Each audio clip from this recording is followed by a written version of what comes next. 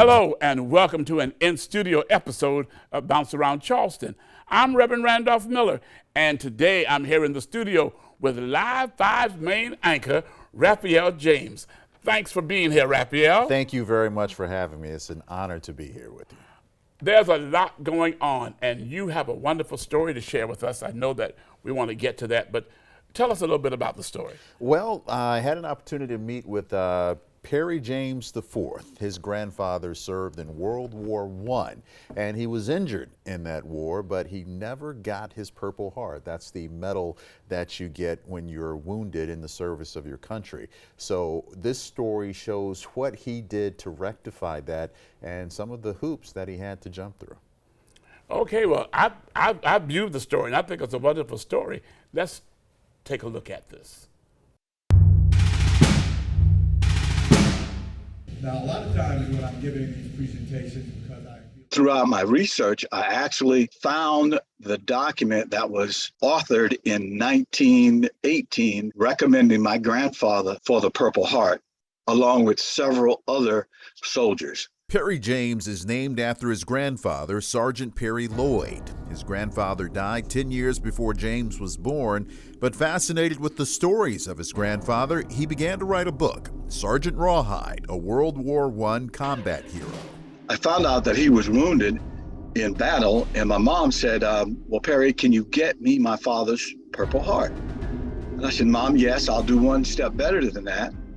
I will be in France, wherever he was wounded, on the day that he was wounded 100 years earlier.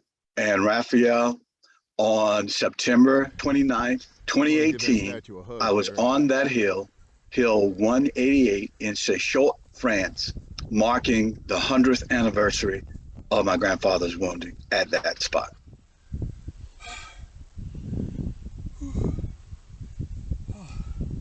And so the emotions that I had was just not the feeling of a connection to my grandfather, but a connection to the men who were screaming their mother's names or girlfriend's name as they died on that hill. James went to the U.S. government asking for his grandfather's Purple Heart and was denied twice.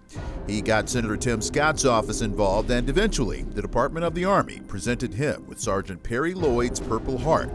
But why did it take 100 years? The African American combat unit faced systematic racism. It's a systematic approach to discredit these men.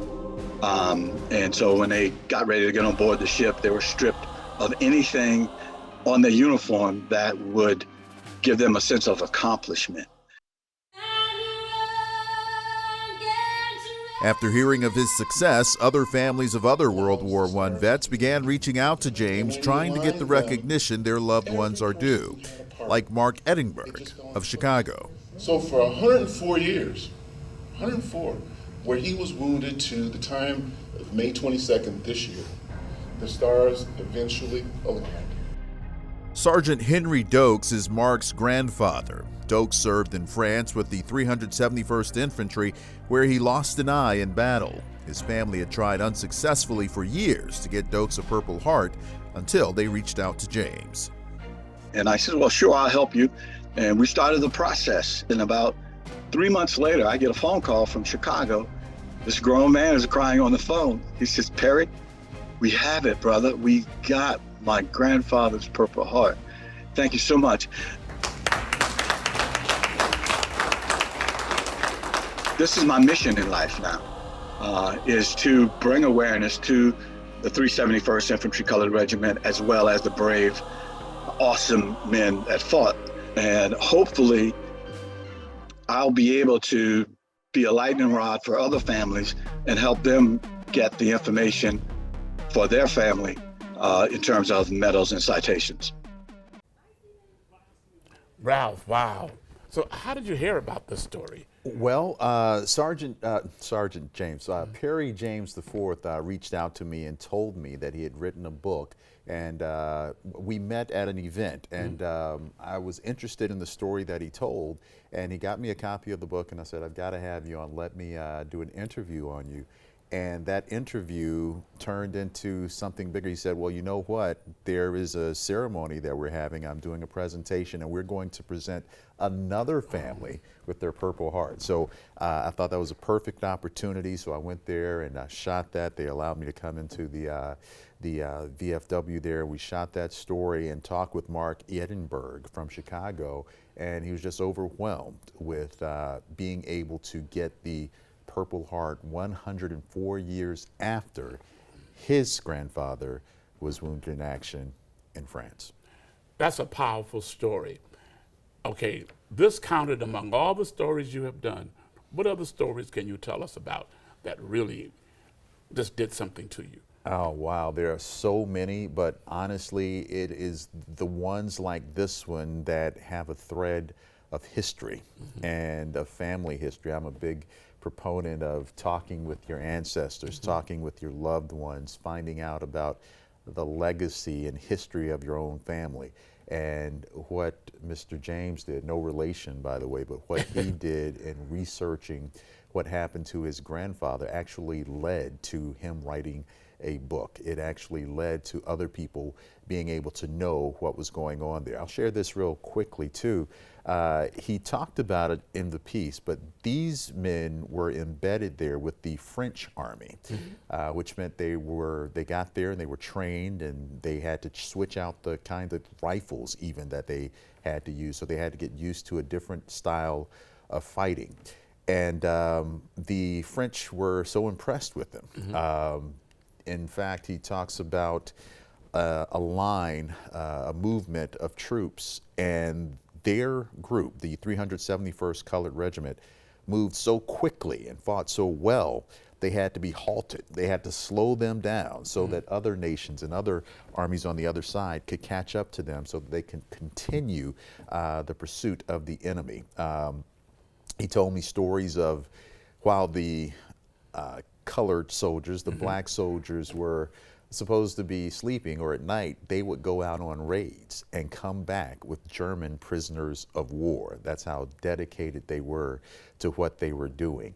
And it's just amazing. The French commended them. They told them great job. They gave them medals. They gave them honors. They gave them citations. And then the painful part was what you heard him say before they got back on the ship to come back home.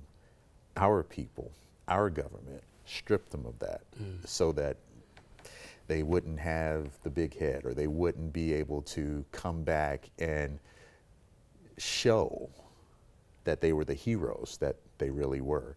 And what Mr. James also told me is that as they came back heroes. They didn't have anything to show for it, but they know what they had done. And when they came back trying to get jobs, they were not respected the same way they were respected in a foreign country. And he said that attitude led to riots when they came back in 1919. Were other families able to receive the same Medal of Honor also? Some of them have, and with the help of Mr. James, and he said he reached out to Senator Tim Scott's office. He now has some connections, and he knows what paperwork you need. So if there's anybody out there who has a relative who served in a foreign war, served in World War I especially, he can kind of guide you through how to go through the appropriate avenues so that you too can receive that medal for your loved one. Can a story like this go national? It can, and in fact, he is hoping that someone may pick it up and perhaps do a movie on it, and I certainly can see that when you go into what they went through. 18, 19-year-old men who are in war and doing trench warfare on the other side of the world. It's just amazing. It does raise your level of respect for what they went through. And Sergeant Dokes, who is Mark Edinburgh's grandfather, He said he would come home, he would be very proud of his country, he would raise the flag on Veterans Day and all of the holidays, 4th of July, but he never talked about his service. He never talked about how he lost his eye. He said he thinks it was just too painful for him to relive those memories. And finally, being lead anchor here at WCSC, how did that make you feel? Well, I've been here for 20 years this month, and I've always been grateful to work with such talented professionals, Bill Sharp, Debbie Chard, Bill Walsh, Ann McGill, and you're able to learn so much from them. Now that it is my turn to lead along with Ann McGill, it just feels natural. I feel prepared, I feel ready, and I feel honored actually to be able to continue to come into your homes and bring you the news. So it's a great feeling. Well, we're so honored to have you in this role because you do an absolutely wonderful job. Not just because you're my fraternity brother, but you do a wonderful job. And I want to tell you, thank you, sir. Well, thank you very much for the opportunity, and thank you all for believing in me and encouraging me. It means a lot. Okay, you heard it right here on Bounce Around Charleston. Raphael James, lead anchor here at WCSC. And I just want to tell you, top notch. We'll be right back after this break.